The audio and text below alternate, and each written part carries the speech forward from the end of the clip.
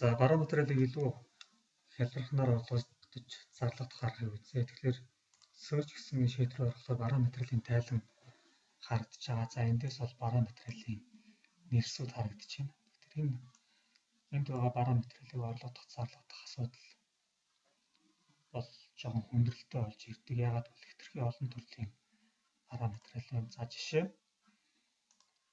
За энэ pickup гэдэг энэ параметрыг орлогодыг ихлээр энэ дээр дараад ингээд хайхлахаар нэлээд хүндрэлтэй болж ирж байна л да. Тэгэхээр зөвхөн P үсгээр эхэлсэн параметрыг яаж гаргаж ирэх вэ гэхээр энэ D1 гэсэн нүдэнд P үсэг тавиад өгчнө гэсэн. За тэгэхээр P-гээр эхэлсэн параметрийн нэрийг D баганд оруулна гэж.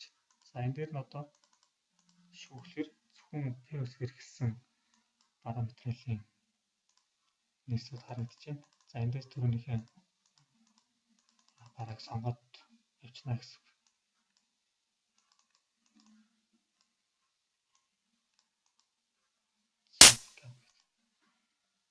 За мөн одоо зөвхөн P гэхгүй PI гэж сонгоод өгчих болно л доо. Тэгэх юм бол PI-гээр гэсэн нэртэй параметр шүүгдэж гарч ирж байна. За зарлага дээр бас мөн адилхан.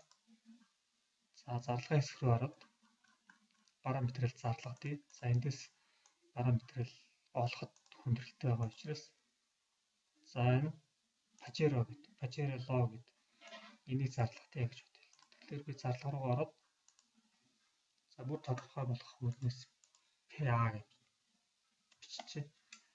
За PA гэж биччихлээр зөвхөн одоо Pajero гэсэн нэр төрлийн PA-гаар гэсэн нэр төрлийн параметрлууд ялгарч гарч ирж байна. За эндээс нь сонгох параметрлаа зарлагдах боломжтой